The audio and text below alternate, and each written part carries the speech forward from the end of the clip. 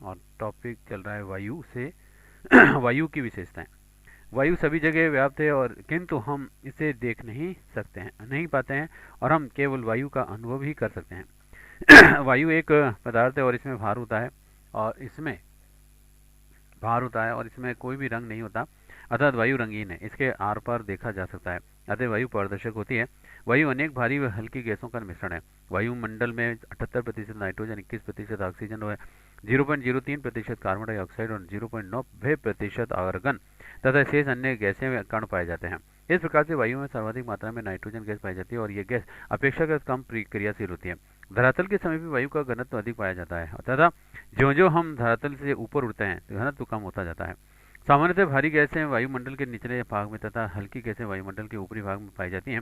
वायु में कोई गंध या फिर स्वाद नहीं है। वायु में जलवाष्प होती है और यही जलवाष्प गिलास की ठंडी सतह के संपर्क में आने पर वहाँ बूंदों के रूप में परिवर्तित हो जाकर जमा हो जाती है। जिस प्रकार से सभी सजीवों को सांस लेने के लिए वायु आवश्यक है, उसी प्रकार से किसी भी वस्तु के जलने के लिए भी वायु जरूरी है। वायु पर गर्मी और सर्दी का असर पड़ता है। गर्मी पाकर की वायु फैलती है और गर्मियों में साइकिल के ट्यूब के फटने का भी यही कारण है, और सर्दी पाकर की वायु सिकुड़ती है। वायु गर्म होकर के ऊपर उठती है और गर्मियों में तेज हवा और आंधी चलने का यही कारण है। हर खाली और रंध्रदार वस्तु में वायु होती है। जल वाष्प का धूल के कण भी वायु के अवयव हैं और यदि वायु का तापमान बढ़ता है तो उसका आयतन भी बढ़ता है। वायु दबाव डालती है।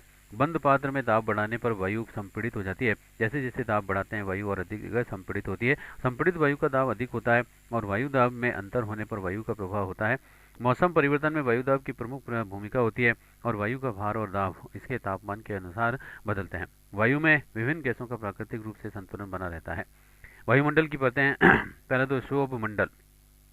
वायुमंडल का सबसे निचला स्तर ऊंचाई 8 से 14 किलोमीटर, मुख्यतः नाइट्रोजन व ऑक्सीजन उपलब्ध और मौसमी परिवर्तन इसी मंडल के होते हैं, और यह दिन में सूर्य की तेज गर्मी से हमारी रक्षा करता है और रात्रि में पृथ्वी की धरातल को भी अधिक ठंडा होने से बचाता है।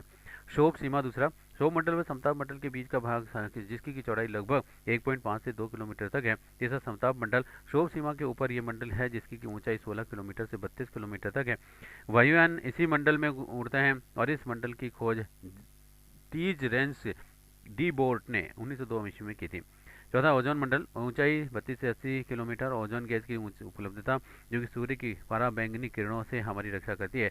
जेट विमान इसी परत में चलते हैं। फिर है आयन मंडल, ऊंचाई 80 से 640 किलोमीटर तक, वायु अत्यधिक विरल, आयनीकृत कणों की प्रधानता, और इसमें आयन मंडल रेडियो तरंगों को अपने यहाँ से पृथ्वी की ओर लौटा देता है एवं अंतरिक्ष में आने वाली उल्काओं से हमारी रक्षा करता है। फिर छठा बहिर्मंडल, ऊंचाई 640 किलोमीटर से आगे अंतरिक्ष तक वायु का महत्व है। पृथ्वी पर वायुमंडल से भी जीवन संभव है। वायु सभी प्राणियों के सांस लेने के लिए भी आवश्यक है। आग जलाने के लिए भी वायु असहायक है और चलती हुई वायु में शक्ति होती है, अतः इससे उससे ऊर्जा उत्पन्न की जा सकती है। वायु दाब में अंतर होने से वह प्रभाव एवं मौसम में परिवर्तन की घटनाएं होती हैं। रेलगाड़ी तथा बसों में ब्रेक, हैंडपंप में पानी और स्टोव में तेल चढ़ाना और वायु दाब पर ही आधारित है। पक्षी हवा में ही उड़ सकते हैं। हवा वायु परिवहन की ही भी माध्यम है और हवा ध्वनि की मुख्य संप्रेषक है। वायु के कारण ही हम एक दूसरे की बात सुन सकते हैं। रेडियो प्रसारण भी हम वायु के कारण ही सुन सकते हैं और वायु के बिना ध्वनि का संचार बहुत ही कठिन होता है। पवन बीजों के छितराव और पौधों की परागण में सहायक होती है। गीले कपड़ों को सुखाने और अनाज, फल, बीज आदि को सुखाने और धान से भूसी अलग करने में वायु सहायक है। वायु ने पक्षियों के उड़ने और पैराशूट से जमीन पर उतरने और पालदार नौका तथा ग्लाइडर की इच्छानुसार मोड़ने पर वायु आवश्यक है। पुष्पों में परागण तथा फल एवं बीजों का प्रकीर्णन वायु द्वारा ही होता है। पौधे वायुमंडल से कार्बन डाइऑक्साइड गैस तथा भूमि से जड़ों द्वारा अवशोषित पानी के प्रकाश संश्लेषण की क्रिया द्वारा अपने भोजन का निर्माण करते हैं और इस क्रिया में उत्पन्न ऑक्सीजन को पेड़ पौधे व वायुमंडल में छोड़ देते हैं। पराबैंगनी किरणों में सुरक्षा, वायुमंडल में सूर्य से प्राप्त पराबैंगनी किरणों से को रोक लेता है। सुरक्षा, वायुमंडल सूर्य से प्राप्त पराबैंगनी किरणों को भी रोक लेता है, जिसमें कि हमें उन किरणों के हानिकारक प्रभाव से भी सुरक्षा प्राप्त होती है। महत्वपूर्ण तथ्य में वायु दिशा सूचक यंत्र है और मौसम संबंधी जानकारी के लिए भी वायु के बहने की दिशा का भी ज्ञान होता है और आवश्यक है वायु की दिशा का ज्ञान जिस यंत्र से होता है उसे वायु दिशा सूचक यंत्र कहते हैं। और वायु दिशा मापी का तीर सदैव उस दिशा को बताता है जिससे ऐसे वायु बह रही हो। पवन, जब वायु चलती है तो उसे पवन कहा जाता है। चलती हुई पवन में शक्ति ऊर्जा होती है और पवनें उच्च वायुदाब कटिबंधों से निम्न वायुदाब कटिबंधों की ओर चलती हैं। पृथ्वी की घूर्णन के कारण भी पवनों की दिशा बदल जाती है। आर्द्रता, आर्द्रता वायु में जलवाष्प की उपस्थिति का भी बोध कराती है। वायुदाब को बैरोमीटर का नामक यंत्र से मापा जाता है और इसे मापने की प्रचलित इकाई मिलीबार, पास्कल या फिर किलो पास्कल होती है। फिर है वायु राशियाँ। राशियाँ वायुमंडल का वह विस्तृत भाग है जिसमें कि भौतिक गुणों और विशेष तापमान और आर्द्रता संबंधी लक्षणों में क्षैतिज तल में लगभग समानता पाई जाती है। इस प्रकार से वायु राशियाँ वायु का ऐसा विशाल पुंज है जो कि हजारों किलोमीटर में भी फैला होता है। थल समीर, रात्रि में जब वायु स्थल से समुद्र की ओर बहना शुरू कर देती है तो उसे थल समीर कहते हैं। और जल समीर, दिन में समुद्र से स्थल की ओर चलने वाली हवा को जल समीर कहते हैं। चक्रवात, चक्रवात से वे वायुमंडलीय विक्षोभ हैं जिनके की केंद्र में निम्न वायुदाब तथा केंद्र से बाहर परिधि की ओर उच्च वायुदाब होता है। केंद्र में निम्न वायुदाब होने के कारण भी चक्रवात में चारों ओर से वायु केंद्र की ओर गोलाकार आकृति में गतिशील होती है तथा वर्षा करती है। फलस्वरूप मेघ व वर्षा चक्रवात के विशेष गुण है। चक्रवातों से अधिकांश से वर्षा उसके अग्रभाग से भी होती है। पहले प्रति चक्रवात। प्रति चक्रवात चक्रवात से बिल्कुल ही विपरीत प्रकृति के होते हैं और प्रति चक्रवात वक्राकार संभ भार रेखाओं से घिरा हुआ वायु का ऐसा क्रम है जिसके कि केंद्र में उच्च वायुदाब रहता है तथा यह वायु भार बाहर की ओर कम हो जाता है और इसमें हवाएं केंद्र से परिधि की ओर चलती हैं। वस्तुनिष्ठ प्रश्न है इसके, वायु में सर्वाधिक मात्रा किस गैस की है? उत्तर है इसका नाइट्रोजन की। नेक्स्ट वस्तुओं के जलने में निम्न में से कौन सी गैस सहायक है? उत्तर है इसका ऑक्सीजन। वायु में ऑक्सीजन की मात्रा कुल मात्रा की कितनी प्रतिशत है? उत्तर है इसका 21%। जैसे गर्मियों में साइकिल के ट्यूब में फटने का कारण है? उत्तर है इसका गर्मी पाकर हवा का फैलना। जैसे जलती हुई मोमबत्ती पर गिलास ढकने पर उसके बुझने का कारण है? उत्तर है इसका जलने के लिए हवा का न मिलना। जैसे चूने के पानी द्वारा पानी की किस अवयव की पहचान को हो जाती है? उत्तर है इसका कार्बन डाइऑक्साइड। सेक्शन में से असत्य कथन है। पहला तो वायु स्थान घेरती है। दूसरा, वायु का घनत्व धरातल के समीप कम होता है। तीसरा, वायु गंधहीन, स्वाधीन व पारदर्शक है। और चौथा, गर्मी पाकर वायु फैलती है। तो इसमें असत्य कथन यह है कि वायु का घनत्व धरातल के समीप कम होता है। नेक्स्ट, यदि वायु का तापमान बढ़ता है तो उसका घन आयतन, उत्तर है इसका, बढ़ता है। नेक्स्ट, वायु दाब का मापन किया जाता है। उत्तर है इसका बैरोमीटर से। ऐसे स्थलीय समीर एवं जल समीर है। उत्तर है इसका सामयिक पवने। और नेक्स्ट, सागरीय समीर चलती है। उत्तर इसका सुबह 10 से 11 बजे से साय 7 से 8 बजे तक। ऐसे घाटी समीर के चलने का कारण होता है। उत्तर है इसका कारण होता है दिन में घाटी के ढलानों एवं उच्च पर्वतों का ताप घाटी के निचले हिस्सों से अधिक हो जाता है। नेक्स्ट प्रश्न है, पृथ्वी की वायुमंडल की विभिन्न परतें नीचे से ऊपर की क्रम में हैं। ये हैं पहले तो क्षोभ मंडल, फिर इसके बाद समताप मंडल, फिर ओजोन मंडल, फिर आयन मंडल और उसके बाद बहिर्मंडल।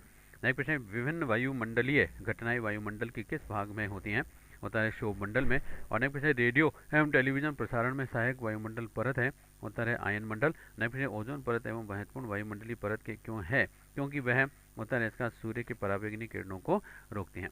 और अब है नेक्स्ट टॉपिक, जल। जल प्राणी व वनस्पति दोनों के लिए भी बहुत ही आवश्यक होता है। बिना जल के जीवित रहना बहुत ही मुश्किल है। हम प्रतिदिन नहाने, धोने व पीने आदि कार्यों के लिए जल का उपयोग करते हैं। जल कृषि व उद्योग धंधों में भी काम आता है। पानी के स्रोत हैं। पानी प्राप्त करने का मुख्य स्रोत वर्षा है। वर्षा से पानी नदी, नालों, बांधों, तालाबों आदि में भर जाता है। वर्षा का जल ही रिस करके कुएं, बावड़ी, हैंडपंप व नलकूपों में पहुंचता है। वर्षा के अतिरिक्त जल का दूसरा स्रोत हिमगलन है। भारत में बहने वाली अनेक नदियों के स्रोत हिमालय से ग्लेशियर हैं और पृथ्वी पर जल प्रचुर मात्रा में उपलब्ध है। पृथ्वी को नीला ग्रह कहा जाता है और ये पृथ्वी के लगभग 3/4 भाग को ढके हुए हैं। लेकिन पृथ्वी के कुल जल का 97% भाग सागरों और महासागरों पर है, न जो कि खारा है और उपयोग के योग नहीं है। 2% जल हिम नदियों और हिम आवरण के रूप में भी मौजूद है। आधे 1% से भी कम जल ताजे पानी के रूप में है और केवल यही ताज़ा जल मनुष्य के उपयोग के योग्य है। और ये नदियों, झीलों और वायुमंडल में जलवाष्प के रूप में भी पाया जाता है। जल 3 रूपों में मिलता है, एक तो ठोस, द्रव और गैस। फिर ताजे जल का वितरण असमान है। संसार के कुछ स्थानों जैसे कि अफ्रीका, पश्चिमी एशिया, ऑस्ट्रेलिया और जल की भीषण कमी है और वर्षा की कमी व अधिकता भी जल का वितरण असमान बनाती है। वह पानी की कमी की समस्या पैदा करती है। जल की विशेषताएं हैं, जल रंगीन व पारदर्शक होता है और जल में न तो कोई स्वाद होता है और न ही गंध। और जल द्रव है, वह बहता है और जल के बहने के लिए ढलान का होना भी आवश्यक है। फिर जल एक अच्छा विलायक है। और अनेक पदार्थ जिसमें कि घुल जाते हैं। जल में पदार्थों के घुलने से उसमें गुणों में बदलाव आ जाता है। और फिर जल वातावरण की गर्मी से वाष्पन जल वाष्प में बदल जाता है। इसे जल का वाष्पीकरण कहते हैं। फिर जल दबाव डालता है। जल दाब टंकी में जल की ऊंचाई पर निर्भर करता है। टंकी में जल की ऊंचाई जितनी अधिक होगी जल दाब भी उतना ही अधिक होगा। फिर जल ऊंचे तल से नीचे तल को और बहता है। जो तल जल साबुन के साथ में आसानी के साथ अधिक झाग देता है वह मृदु जल कहलाता है। साबुन के साथ में कम झाग देने वाला जल कठोर जल कहलाता है। और जल में कैल्शियम अथवा मैग्नीशियम की क्लोराइड, सल्फेट और बाइकार्बोनेट लवणों से घुले होने की कठोरता उत्पन्न होती है।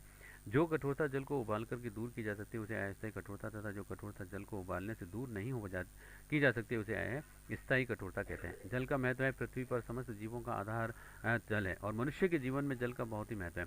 जल के महत्व को निम्न प्रकार से समझा जा सकता है। जैसे जल जीवनदायिनी तंत्र का एक महत्वपूर्ण घटक है। पानी पीने से शरीर को शक्ति प्राप्त होती है। व्यक्ति को स्वच्छ रहने के लिए जल की आवश्यकता होती है। और नेक्स्ट है आवश्यकता होती है और इसमें सिंचाई करने में जल आवश्यक है। बिना जल के किसान हमारे लिए अन्न, फल, साग सब्जी व अन्य वस्तुएं नहीं उगा सकते हैं। फिर पौधों और जंतुओं में जीवन जल से ही संभव है और जल के बिना पेड़ पौधे एवं जीव जंतु अधिक समय तक जीवित नहीं रह सकते हैं। फिर जल के अभाव में बीजों का अंकुरण नहीं हो सकता है। जल के बिना फसलें पैदा नहीं हो सकती हैं और जल प्रपात और ज्वार विद्युत पैदा करने में प्रयुक्त होते हैं।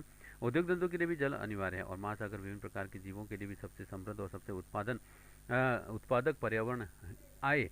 समुद्र वनस्पति में समुद्री शैवाल और पादप प्लवक ही होते हैं। सागर जल और महासागर तल अनेक खनिज संसाधनों के भंडार होते हैं। मत्स्य उत्पादन जल से ही संभव है। चट्टानों को तोड़ने में जल की महत्वपूर्ण भूमिका होती है और इसी प्रक्रिया से मृदा की रचना होती है। जल में सीप से प्राप्त मोतियों के से आभूषण बनाए जाते हैं। अबूझा चूना प्राप्त करने के लिए भी घोंघों के खोलों का जलाया जाता है। फिर विश्व जल दिवस 22 मार्च को होता है। अभी वस्तुनिष्ठ प्रश्न इसके कि हमें जल प्राप्त होता है। उत्तर है इसका उक्त सभी से होता है, नदी से, तालाब से और टाँके से। जैसे जल दाब बढ़ता है। उत्तर है इसका जल की ऊंचाई के साथ। नेक्स्ट निम्न में से असत्य कथन है। उत्तर ये इसमें 4 हैं। शुद्ध जल रंगीन, गंधीन व स्वादिष्ट होता है। दूसरा, जल एक अच्छा विलायक है। और तीसरा, जल का निरंतर वाष्पीकरण होता है और जल दबाव डालता है। तो इसमें जो है असत्य है कि पहला, शुद्ध जल रंगीन, गंधीन व स्वादिष्ट होता है। नेक्स्ट प्रश्न, जल का कितना प्रतिशत भाग सागरों और महासागरों में है। उत्तर है 97%। जैसे पृथ्वी को नीला ग्रह कहते हैं क्योंकि उत्तर है पृथ्वी के धरातल पर जल की प्रचुर आपूर्ति है। नेक्स्ट प्रश्न, जल का सर्वाधिक घनत्व किस तापमान पर होता है। उत्तर है इसका 4 डिग्री सेंटीग्रेड पर। नेक्स्ट, पानी का सर्वाधिक आयतन होता है। उत्तर है इसका बर्फ बनने पर। और जो जल साबुन के साथ आसानी से झाग देता है कहलाता है। उत्तर है मृदु जल। नेक्स्ट, जल की कठोरता का कारण होता है। उत्तर है इसका उसमें घुले हुए कैल्शियम एवं मैग्नीशियम के क्लोराइड का सल्फेट। और नेक्स्ट, जल की अस्थायी कठोरता दूर की जा सकती है। उत्तर है इसका उबाल करके। और नेक्स्ट प्रश्न है, जल को उबालने पर कैल्शियम बाइकार्बोनेट परिवर्तित हो जाता है। उत्तर है इसका कैल्शियम कार्बोनेट से। जैसे जल में स्थायी कठोरता निम्नलिखित में से किस लवण की उपस्थिति के कारण होती है। उत्तर है कैल्शियम सल्फेट। नेक्स्ट है अपमार्जक है। उत्तर है इसका एलिकल बेंजीन सल्फोनेट। और नेक्स्ट निम्नलिखित से किस स्रोत से प्राप्त जल कठोर नहीं होता है। उत्तर है वर्षा जल से। और नेक्स्ट है प्रश्न कि जल की अस्थायी एवं स्थायी कठोरता दोनों किस विधि द्वारा दूर करना संभव है। उत्तर है इसका सोडा लाइम विधि द्वारा। जैसे कठोर जल का रासायनिक सूत्र है। उत्तर है H2O। जैसे आसूत जल में मैग्नीशियम क्लोराइड मिलाने पर किस प्रकार की कठोरता प्राप्त होती है। उत्तर है इसका स्थायी। और नेक्स्ट शुद्ध जल का क्वथनांक होता है। उत्तर है 100 डिग्री सेंटीग्रेड। जैसे कठोर जल में कपड़े धोने से हेतु उपयुक्त पदार्थ है। उत्तर है इसका अपमार्जक। अब है नेक्स्ट इसमें टॉपिक 1 से।